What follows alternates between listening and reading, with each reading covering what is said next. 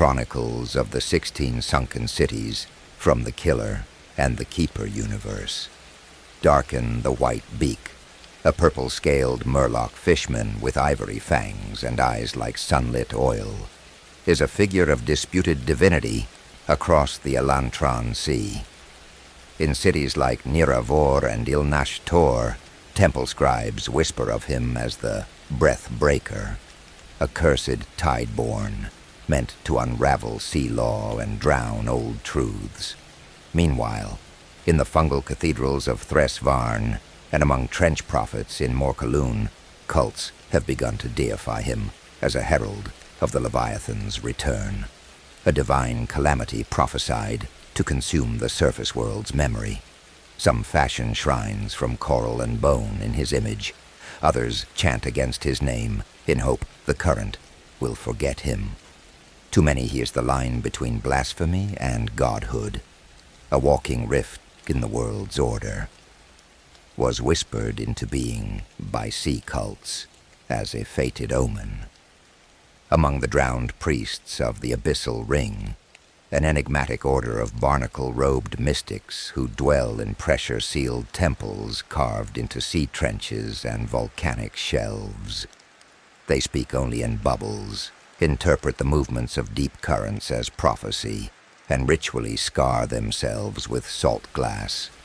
Among their oldest doctrines is the belief that Tideborn, like Darkan, herald cataclysm or transformation, vessels of deep fate sent to tear open the balance of the sea.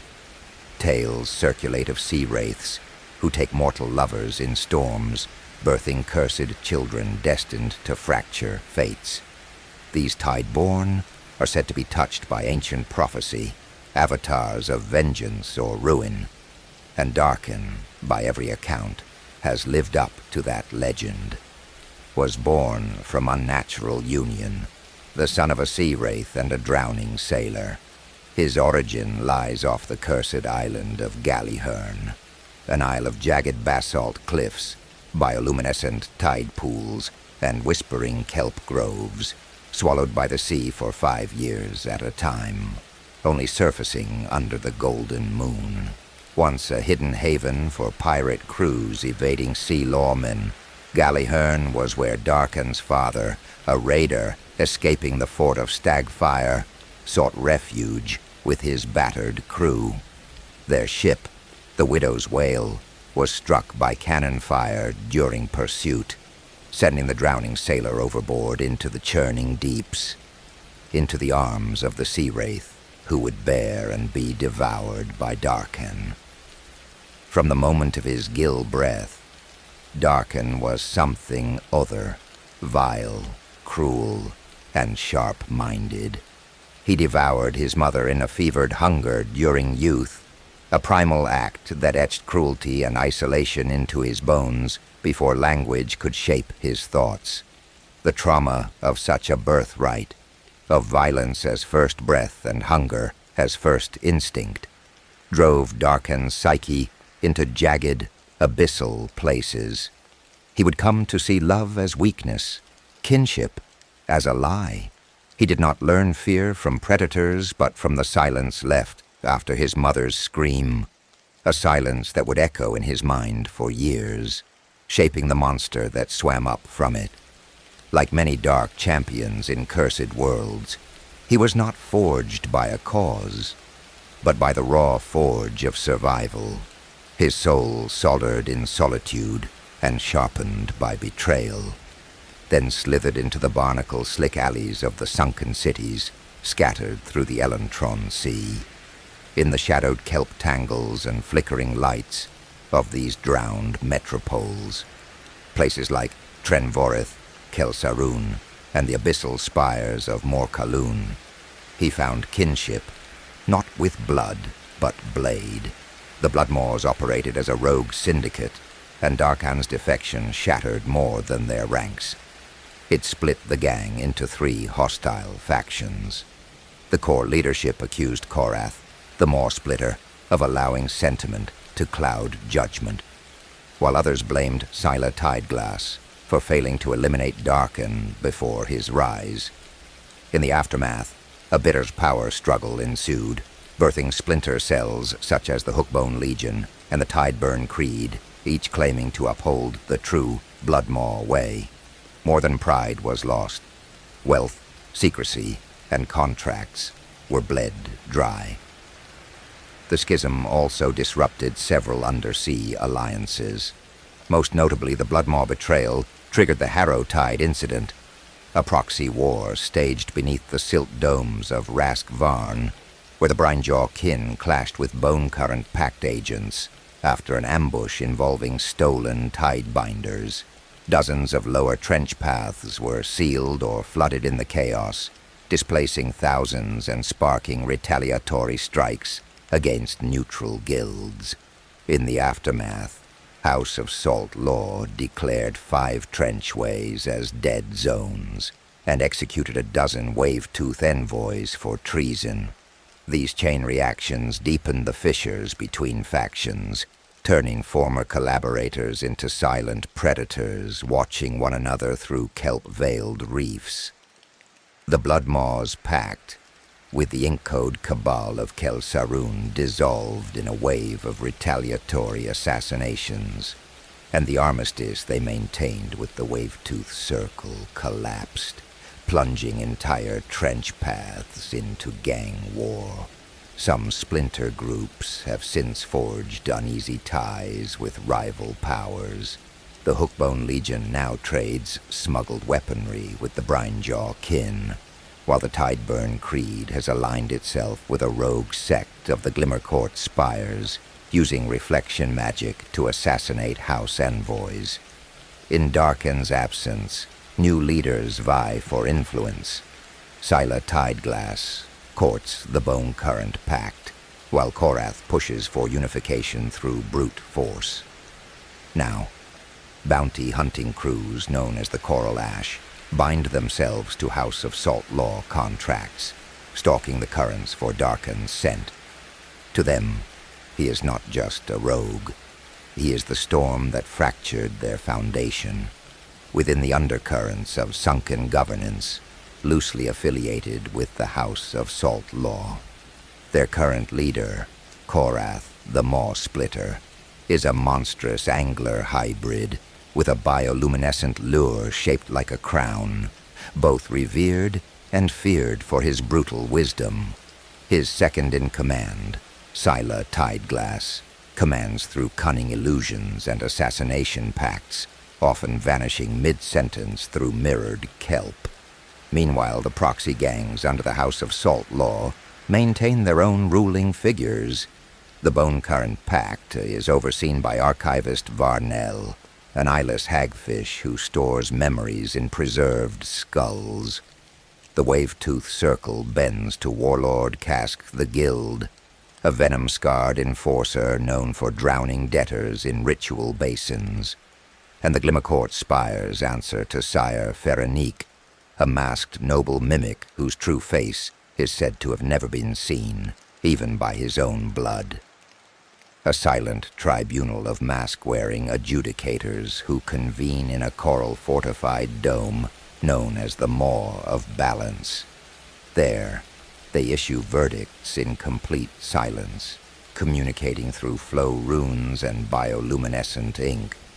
The House enforces its rulings through proxy gangs and blood tithes, such as the Bone Current Pact, information brokers and ambush artists who wear sharkskin masks and deal in memory scrolls stolen from kelp monks, the Wave-Tooth Circle, eel riders who enforce debts with venom and tide-binding chains, the Glimmercourt Spires, assassins who deal in reflection magic, often posing as nobles to stage deaths as political vanishings, the Brinejaw kin, salvage lords and extortionists who operate out of coral shipwrecks, trading in cursed heirlooms and territorial claims, and the Mawthirst vultures, a gang of exiles and gill thieves who ransom drowned corpses to mourning clans and deal in organ ink rituals whispered through drowning songs as the Bone Current Pact. Information brokers and ambush artists who wear sharkskin masks and deal in memory scrolls stolen from kelp monks. The Wave-Toothed Circle, eel riders who enforce debts with venom and tide-binding chains. And the Glimmercourt Spires, assassins who deal in reflection magic, often posing as nobles to stage deaths, as political vanishings, manipulating the chaos of the deep through fear and calculated leverage. The Bloodmaws, while unruly, are permitted to thrive so long as their carnage feeds the house's influence and tribute coffers. Internal power plays within the gang were ruthless. Leaders fell not from vote, but from venom. Darkan thrived amid these betrayals, often pitting rivals against one another with whispered rumors and calculated leaks, rising through the ranks like a shark scenting blood. Darkan joined the sharkish gang known as the Bloodmaws after witnessing a silent execution in the kelp-shrouded plaza of Kel Sarun. A rival gang flayed alive and offered to the abyss as tribute. Something about the cold ritual struck him. It was not cruelty, but control. The Bloodmaws had no gods, no kings, only power and its precision. To a creature born from chaos and cursed lineage, their ruthless clarity was almost divine. He saw in them a reflection of what he might become, feared, unbound, inevitable, notorious for binding the jaws of deep-sea predators to their armor and tattooing kill tallies across their gill plates. Their initiation rites involve single combat in lightless trenches, and their enforcers often wield serrated bone hooks laced with neurotoxic coral venom, rising as a feared assassin for iron. He operated throughout the Elantron Sea's 16 sunken cities, each a submerged stronghold carved into coral reefs, basalt cliffs, or petrified Leviathan remains. These include the techno-reliquary spires of Kel Sarun, known for its Magitech forges and flesh harmonics laboratories, ruled by the Ink Code Cabal, the heretic domes of Mor Kaloon, home to renegade prophets and abyss priests who sell blessings soaked in toxin and madness, and the tangled warrens of Thress-Varn, a haven of trench runners and scavenger guilds guarded by beast-bound mercenaries. Other cities include Vexhall Deep, a penal reef crypt, where prisoners pay for freedom through blood arena duels, watched by the coral-masked Crimson Joy Lords. The city's economy thrives on gladiatorial gambling and organ trade contracts enforced by the Blood Cage Ring, a gang of ex-pit champions turned syndicate overseers. The blood spilled here flows into ritual basins used by deep oracles for divination. Lurith Abyss, an alchemist's market sunken into geothermal rifts, ruled by competing slime cults and mercantile poisoners. Its markets deal in venomous serums, corrosive powders, and mutagenic compounds. The dominant gang, the Blisterleaf Consortium, conducts open-air experiments on convicts and rivals alike, guarded by transmuted eel guardians. Nihra-Vorr, the spiral-towered seat of the Leviathan Parliament, where noble houses of scale and scar wage lawfare beneath ceremonial duels. Industries here center around arcane legislation, genetic aristocracy, and forged bloodlines. The gangs of Nihra-Vorr, especially the Vorshade Compact, manipulate law through death warrants signed in noble ink, binding blood and bureaucratic ritual. Thress-Varn, a fungal dome city grown into whalebone, seat of the Ink Eaters, dealers in cursed tomes and hallucination rites. Trade revolves around memory-laced spores, fungal golems, and whisper ink. The dominant gang, the Ink Blight Circle, uses glyph killers, scribes whose enchanted script warps thought and perception with a glance. Shalmarian Reach, a gambling reef run by the Stained House Syndicate, masters of flesh-rigged luck engines and dream fleets. Here, bets are made on soul slips, cloned futures, and illusion races through psychic coral mazes. The Bluffing Fang Gang hacks minds to stack bets, trading in false memories and reality-bending chemicals. Oryx Maw, a volcanic caldera city where lava miners and gladiator priests coexist under ash-choked skies. Its black iron markets move magma-forged weapons and ash-bound pacts, maintained by the pirate Drake Brethren, an order that blends religious fervor with combat cults, branding initiates in molten ceremonies. Il-Nashator, the Cathedral of Silence, ruled by mute inquisitors who traffic in memory erasure and soul grafting. This is a sanctuary and a prison, its streets lined with psalm glyphs and silent watchers. The ruling gang, the Hollow Threnodi, harvests the voices of captives to power arcane machines that rewrite identity and thought. Each city harbors its own dark culture and economy, each reflecting an existential dilemma played out in stone and current. Vexhall Deep embodies the primacy of violence over order, where blood proves worth and entertainment masks despair, questioning whether survival requires brutality. Lurith Abyss grapples with transformation versus stability, its alchemical chaos defying tradition in pursuit of evolution at any cost.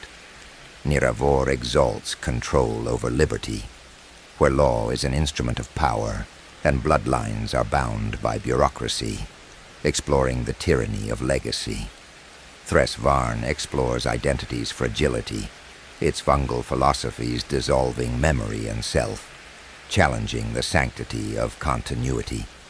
Each city becomes a battleground for a core principle: duty, freedom, innovation, or oblivion, echoing through their industries, rituals, and ruling gangs, serving as physical manifestations of philosophical extremes. Vexhall Deep enshrines blood as currency and spectacle, where violence is ritualized into entertainment and justice. Lurith Abyss reflects the obsession with transformation and the pursuit of unstable perfection through alchemical heresy. Nihra-Vorr embodies law twisted into weaponry, a place where legislation becomes a method of assassination and noble bloodlines are engineered as instruments of dominion. Thress-Varn mirrors the existential collapse of self, where memory and identity dissolve into chaos, and belief is built on madness. These cities are not just places. They are creeds made stone and salt, each a warped mirror of the ideologies they host. Bioarcana trade, memory trafficking, blood rituals, or gladiatorial worship. But to Darkan, two cities define the extremes of his warpath. Nihra-Vorr stands as the greatest threat. Its labyrinthine lawcasts and Vorshade assassins nearly entombed him in a soul debt contract, signed in noble ink, and he has sworn to drown its legislative spires in ink and blood alike. In contrast, Thress-Varn is most vulnerable to his creed, a city half insane already, where memory-altering spores and cursed tomes erode identity. Here, his gospel of collapse finds fertile minds, and the Inkblight Circles flirts with full conversion to his cause, crafting glyphs that echo his philosophy. Nothing remembered, nothing ruled, memory trafficking, blood rituals, or gladiatorial worship. Criminal empires rise and fall on the strength of ink, blade, and current. Major gangs dominate these cities. The Voidhook kin of Mor Kaloon, flesh harvesters and curse-binders who craft bone charms from enemy remains and wield blood-scribed relics that whisper in the dark. The trench vipers of Tren-Vorith, smugglers with eel-tethered war chariots, known for ambushes in silt-cloaked ruins and blood-racing contests where only one team surfaces. The Vorshade Compact in Nihra-Vorr, assassins turned legislators, masters of contract kills sanctified by sea law, whose ink pacts bind assassins to noble heirs through blood debt clauses. The ink-blight circle of Thress-Varn, scribes who kill by glyph and hallucination, weaving madness into every scroll they inscribe. Their hidden libraries are known to drive intruders into screaming fits. The bluffing fang of Shalmarian Reach, riggers of chance and memory forgers, masters of reality-rigging rituals who implant false pasts and rig the future for profit. The Crimson Joy Lords of Vexhall Deep, ex-gladiators turned wardens who rule through spectacle and sacrifice, forcing captives to fight for privilege, freedom, or cruel sport. The Blisterleaf Consortium of Lureth Abyss, bioalchemists who mutate their own enforcers with experimental serums, often selling unstable transformations to desperate mercenaries.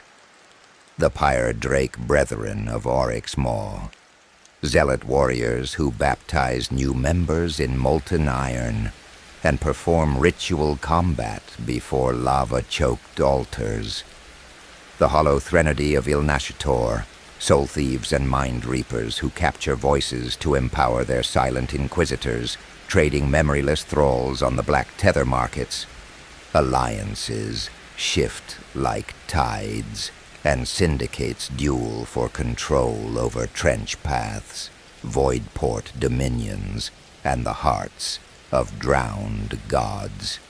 His targets were high-born Octovari nobles, tentacled aristocrats, known for their labyrinthine courts and arcane inkcraft, bitter rivals of the squall-blooded Calvari houses of the eastern trenches, crossmantle guards, with their iron-clad shells and oath-bound claws, served as stalwart protectors of vault keeps and reliquaries.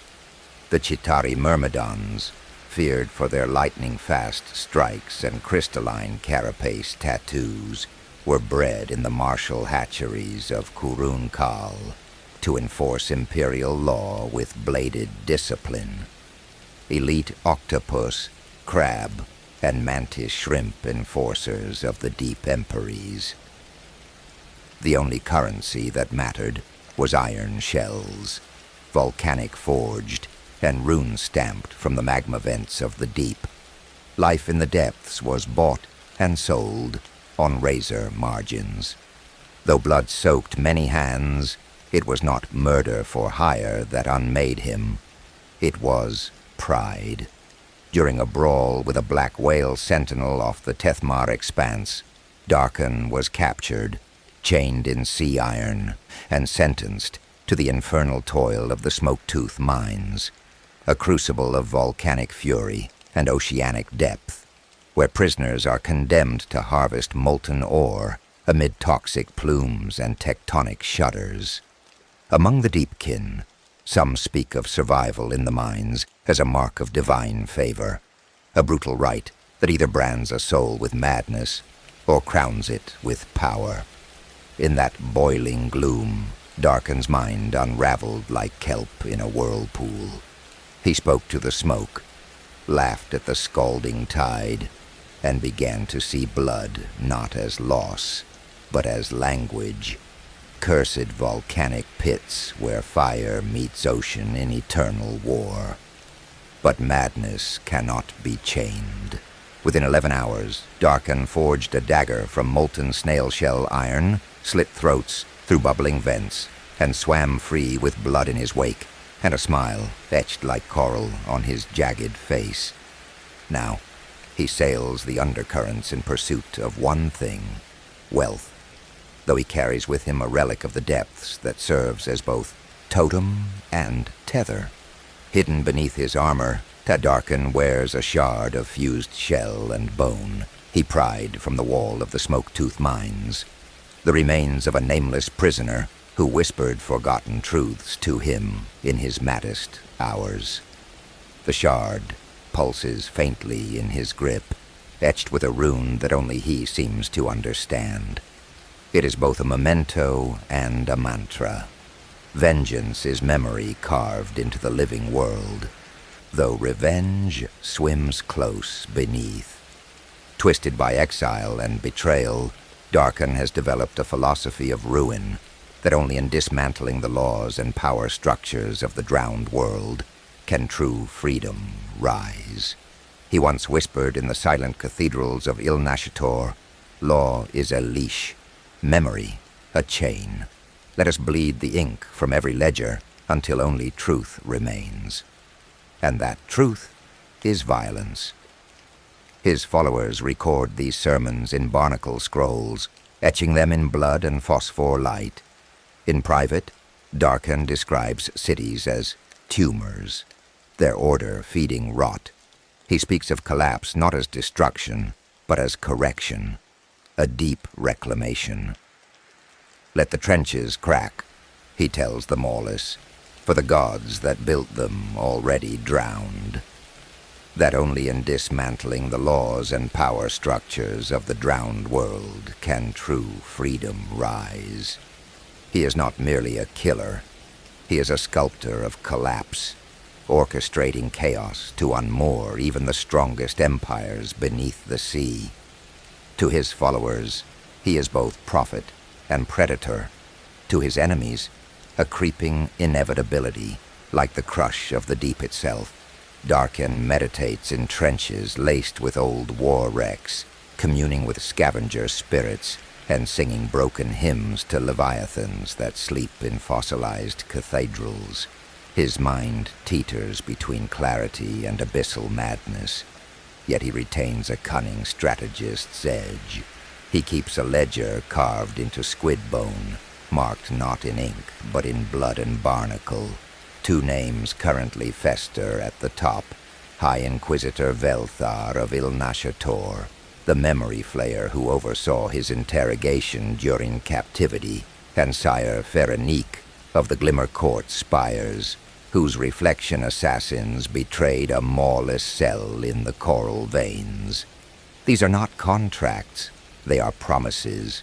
Darkan carves each name deep, letting barnacles grow across them like scars, until the time comes to peel them clean. Every name etched is a symbol, a memory, a debt, a promised reckoning. More than vengeance, Darkan relishes the violence itself. But this growing appetite has begun to unnerve even those closest to him. Whispers stir among the Mawless tide. Lorana Kelm, his spy mistress and one of his first converts, watches him with quiet dread. Yet she remains, whether driven by the lingering hope that she might steer his fury toward redemption, or bound by the curse-bond sigil she carved into her own gill-line, a pact of silence, survival, and shared madness. None can say. Hidden in her kelp-draped sanctum lies a journal, sealed with glyph lock and pressed between coral runes. In its ink, half-faded and salt-warped, are entries of a younger Darkan, moments of restraint, laughter, even mercy. She rereads them in silence, sometimes with trembling hands. Though loyal, she hides coded warnings in her reports, uncertain whether she follows a liberator or a god-spawned butcher. She wonders if the abyss has claimed more than his sanity, if it has devoured his soul. Among the deepest trenches, such doubts are dangerous. Still the journal remains, a fragile relic of belief not yet drowned. But this growing appetite has begun to unnerve even those closest to him. Whispers stir among the Mawless tide. Lorana Kelm, his spy mistress and one of his first converts, watches him with quiet dread. Yet she remains, whether driven by the lingering hope that she might steer his fury toward redemption, or bound by the curse-bond sigil she carved into her own gill-line, a pact of silence, survival, and shared madness? None can say. Even in fear, her loyalty holds, fraying but unbroken, like a tether soaked in ink and oath. She has seen the way he lingers after a kill, how his eyes glaze with rapture, not victory. She wonders if the abyss has claimed more than his sanity, if it has devoured his soul. Though loyal, she hides coded warnings in her reports, uncertain whether she follows a liberator or a god-spawned butcher. Among the deepest trenches, such doubts are dangerous. The feel of blood churning in the water, the way screams are muffled beneath the tide, how he laughs in the wake of carnage, his grin widening as entrails spiral like red kelp through the current. To him, each kill is an act of artistry, a rupture in the order he loathes. He no longer dreams of peace, only of silence, the kind that falls over cities after their walls collapse. After escaping the smoke-tooth mines, Darkan carved his own path, forming a new syndicate from escaped convicts, rogue priests, and deep-spawn mercenaries. He named it the Mawless Tide, a savage, fluid force that rejects the rigid codes of the House of Salt Law. He hates the syndicate he once served, branding them cowards for abandoning him to the mines. With each targeted strike, an assassinated proxy, he sends a message written in ink and entrails. He has not forgotten. Where Darkan goes, blood flows, drifting ribbons in the current that only make him grin wider. Current status, at large. Rumored sightings near the drowned wreck of the Sea King's Maw, and wanted in 7 deepward principalities. Bounties, 50,000 iron shells, dead or flash-frozen. Known alias, the Coral Fang, Tide Cutter, the Laugh in the Deep.